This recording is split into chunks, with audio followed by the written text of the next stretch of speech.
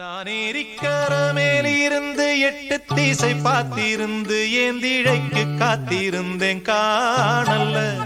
மணி 7 8 ஆன பின்னும் ஊரடங்கி போன பின்னும் சோறு தண்ணி வேணும்னு தோணல்ல.